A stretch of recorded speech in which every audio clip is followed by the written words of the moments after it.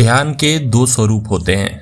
अगर आप ध्यान करने बैठ रहे हैं तो इसे जरूर सुनिएगा, क्योंकि जब कुंडलिनी में ऊर्जा ऊपर बढ़ाते हैं तब इन दोनों में से किसी एक रास्ते का होना बहुत जरूरी होता है। ध्यान के दो रास्ते होते हैं। पहला रास्ता होता है निर्गुण और दूसरा होता है सगुण। आप कहेंगे ध्यान में इसका क्या अर्थ है, क्योंकि ये तो पूजा पाठ में काम आता है। सगुण यानी किसी मूर्ति की पूजा करना या साक्षात कोई व्यक्ति है उसके अंदर ईश्वर के दर्शन करके उसकी पूजा करना। और निर्गुण में उसका कोई आकार नहीं होता, वह बिंदु स्वरूप होता है, प्रकाश स्वरूप होता है।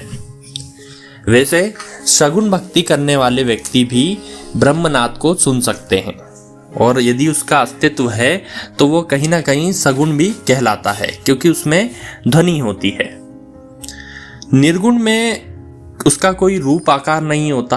सगुण में हम कुछ स्वरूपों का वर्णन करते हैं, जैसे विष्णु स्वरूप, शिव स्वरूप, ब्रह्मा स्वरूप या आदिशक्ति के स्वरूप में, या सूर्य की हम पूजा करते हैं। वैसे ही अगर ध्यान में हम देखें तो दो रास्ते हैं।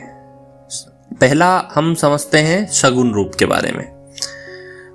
सगुण वाले जो रूप में आप ध्यान करते हो ईश्वर के किसी एक स्वरूप का, पहली बात। दूसरी बात, उसमें हम ये मानते हैं कि हम एक भक्त हैं और हमारे सामने हमारे ईश्वर हैं। वे हमारे सामने आएंगे और हमें दर्शन देंगे। उसी प्रकार से हम अपनी ऊर्जाओं को भी देखते हैं कि हम अपनी जो ऊर्जा जो हमारे इस तुच्छ भौतिक स्वरूप से उच्चतम स्तर की है, वो हमारे इस भौतिक स्वरूप को आशीर्वाद प्रदान कर रही है और धीरे धीरे ऊपर की ओर उठ रही है। ये चीजें आपको समझ में आ गई हो तो अब हम निर्गुण के बारे में बात करते हैं। इसमें हम स्वयं को अहम ब्रह्मास्मि के रूप में जानते हैं। ये रास्ता बड़ा कठिन हो सकता है, क्योंकि मनुष्य खुद में सच्चाई कभी नहीं रखता, स्वयं से झूठ भी बोलता है। और अगर हम अहम ब्रह्मास्मि की बात करें तो आपको अपने अंदर बहुत सारे सुधार लाने पड़ेंगे, और आध्यात्मिक प्रगति करने के लिए निर्गुण स्वरूप में ध्यान करना बहुत अधिक फायदेमंद हो सकता है।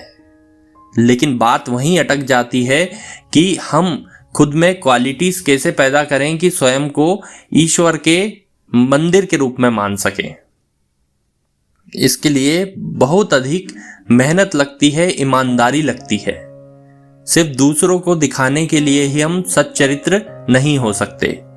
स्वयं को खुद के सच्चरित्र से, अपने अच्छी आदतों से खुद को संतुष्ट करना होता है, जब जाके ये निर्गुण वाला ध्यान लगता है। इसमें किसी ईश्वर के स्वरूप की हम कोई कल्पना नहीं करते, हम प्रकाश के उस बिंदु स्वरूप को देखते हैं और ब्रह्मनाद ही हमारा सबसे बड़ा साथी होता है।